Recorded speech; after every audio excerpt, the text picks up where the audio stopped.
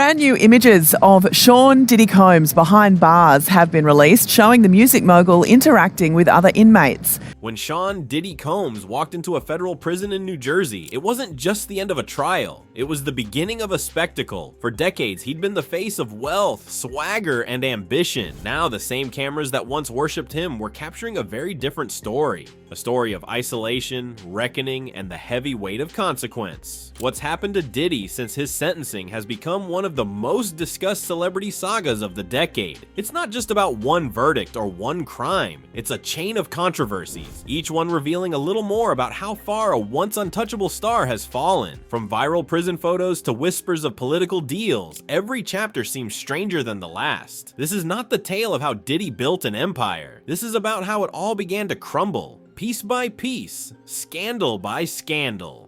Literally in the last few seconds, the judge handing down his sentence to Sean Diddy Combs, who he has ruled will spend 50 months in prison. So that's just over 4 years in prison. The first shock came right after his incarceration, his dramatic physical transformation. Gone was the polished mogul in tailored suits and diamond chains. When the first reports emerged from Fort Dix Federal Correctional Institution, they described a man almost unrecognizable, pale, tired, with a thick graying beard and sunken eyes. Photos showed him living a life of early wake-ups, modest meals, and dorm-style bunks. A stark contrast to the private jets and champagne he was once known for. To his supporters, this was a humbling chapter, maybe even a sign of repentance. His team framed it as a spiritual renewal, but critics weren't convinced. To them, it wasn't transformation. It was justice made visible. The image of a fallen star stripped of glamour became a symbol of accountability. And as those prison yard images spread, people couldn't help but ask, how did someone with so much power end up here? Then came the viral photograph, the one that changed everything. A single shot of Diddy bundled up in prison blues, wearing an orange beanie, walking alone during recreation time. Within hours, it was everywhere. News outlets published it side by side with red carpet photos from his glory days. The contrast was jarring. Once a music titan, now inmate number 894XX. Online reactions split the internet. Some called it poetic justice. Others said it was too cruel and that even celebrities deserve privacy and punishment.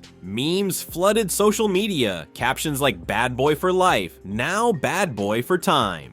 The debate wasn't just about Diddy anymore. It was about how society treats the mighty when they fall. Was this accountability or exploitation? Sean Diddy Combs was transferred to the federal prison in Fort Dix, New Jersey yesterday, where he will start to serve the rest of his 50-month sentence. While that photo dominated headlines, another rumor began to swirl, one that dragged politics into the story. Would Donald Trump pardon Diddy? In early October 2025, reporters cornered the former president about whispers of a request from Diddy's team. Trump confirmed it, saying that Combs had reached out, though he added with characteristic bluntness that Diddy had said nasty things about him in the past, making a pardon more difficult. Sean Diddy Combs, right. Would you consider pardoning him? Well, he was essentially, I guess, sort of half innocent. Yes. I don't know what they do. He's still in jail or something, but he was celebrating a victory. For days, the internet lit up with speculation. Could a disgraced rapper really use political connections to cut his prison time short? Was this a serious request or a desperate move? The White House soon released a statement denying any active discussions of clemency, but the damage was done. The idea that Diddy might somehow leverage fame and influence even behind bars fed into a growing narrative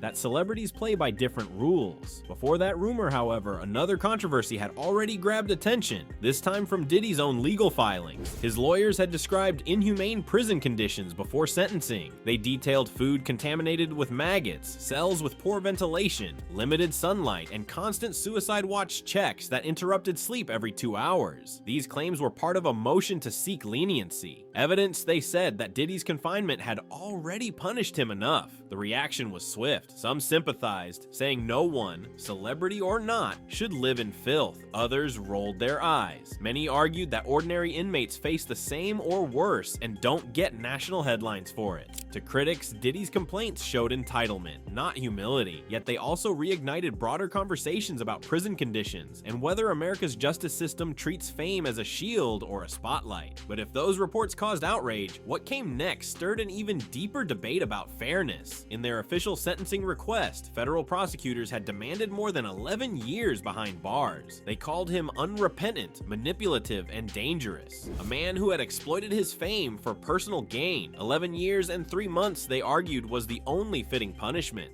Sean Diddy Combs' sentence is in, not what his team was hoping for. He will be in prison for 50 months, 4 years. When Judge Aaron Subramanian handed down just 50 months, barely 4 years, the backlash was immediate. Commentators accused the system of double standards. If he weren't Diddy, he'd be gone for a decade, one analyst said. Others defended the decision, noting that the jury had acquitted him of the most serious charges. But the disparity, 11 years requested, 4 delivered, became a lightning rod. It was a reminder that in the court of public opinion, justice is often measured not by law but by perception. Still, that October 3rd sentencing hearing remains one of the most dramatic moments of Diddy's entire life. When the judge read the final verdict, 50 months in prison, a $500,000 fine, and 5 years of supervision, the courtroom fell silent. Diddy, once known for confidence and bravado, broke down. "I am humbled and broken to my core," he said. Some saw genuine remorse, others saw performance. For many, that day marked more than a legal outcome. It was the symbolic collapse of a dynasty. Diddy had once represented the very idea of limitless ambition, the man who could turn any setback into a celebration. Now, the celebration was over. The sentencing wasn't just about him, it was about a culture finally confronting one of its icons. New allegations against Sean Diddy Combs. A music producer is accusing hip-hop mogul of assaulting him and forcing him to have sex with prostitutes. But the controversies didn't stop at conviction. Even as he served his time, new allegations kept surfacing, including accusations that he sexually assaulted a music producer between 2020 and 2021. These weren't decades-old stories. They were recent, and that made them even more explosive. Many had assumed Diddy's misconduct was part of his past. These new lawsuits suggested otherwise. They described incidents that allegedly happened during years when Diddy was still running his companies, still appearing at award shows, still presenting himself as a mentor to young artists. The lawsuits reignited fears that his behavior had continued long after earlier rumors. They also raised an unsettling question. If these accusations are true, how much was still being hidden? And it didn't end with 1 or 2 cases. Diddy is now facing more than 60 civil lawsuits from individuals across the country. Former employees, models, artists, and associates. They allege everything from harassment and assault to organized sex trafficking networks operating under the guise of entertainment. It's a sprawling legal mess that some compare to the downfall of other powerful figures like R. Kelly or Harvey Weinstein. Music is my first love. I want to make music for the rest of my life, so I'm just living out my dream.